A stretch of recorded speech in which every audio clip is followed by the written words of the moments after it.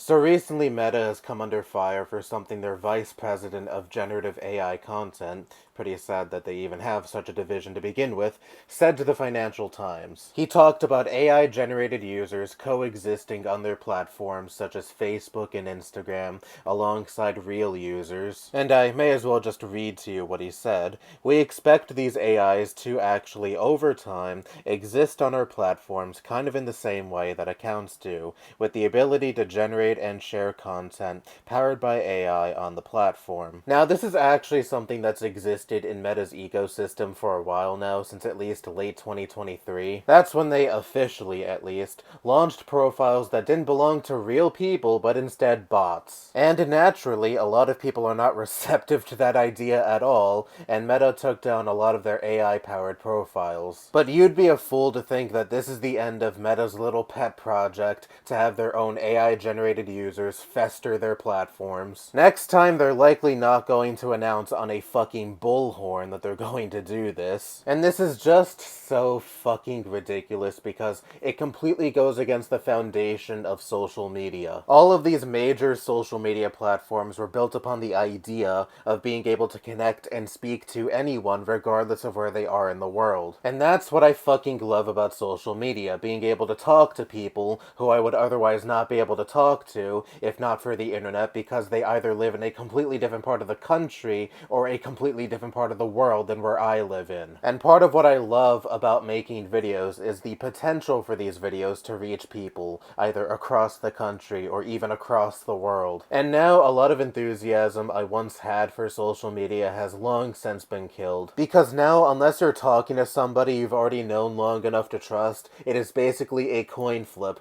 whether or not the person you're talking to on social media is real. And since I brought up video making, this has been a problem on YouTube for a very long time now. You either get these bots posting phony comments complimenting your content, or bots posting comments that are blatantly trying to scam you. I just got one of these comments on my latest Worst YouTubers video. It read something like, "Hey, good video, by the way, I'm having trouble with my PayPal," and that's when I stopped reading the comment. I think I'd still take the latter as opposed to the former, because at least with scam comments, you kind of expect those from bots. And comments from bots that compliment your content annoy me way more because, you know, I'm only human. I like it when someone compliments me. And so I like it when someone comments, "This was a really good video, I thoroughly enjoyed it." But if it comes from a bot, I just feel disappointed because I know it's not a real person who genuinely found my video entertaining. It's just someone who has a bot attached to their channel and having the bot go around complimenting random YouTube videos to, I guess, have people subscribe to their channel. I can't imagine what other goal they may have. But I like receiving comments from real people. I like knowing what real people think about my videos. And this isn't just an issue with comment sections. There is also plenty of videos that are very obviously made by AI, where it has this generic text-to-speech voice. And the voice is almost certainly reading a script, not written by a human, but rather ChatGPT or some shit. What I like about this website is hearing thoughts and opinions from real people. What is the point in watching a video that is very obviously made by AI? Why the fuck should I give a shit what a bot thinks about a subject? What feelings do they have? What's at stake for them? And of course, Twitter is easily the worst offender when it comes to this. You have bots infesting that platform, posting the most obvious rage bait, or you have porn bots also infesting the replies of tweets that are not even pornographic at all. It is just fucking inescapable, and even Blue Sky has this problem.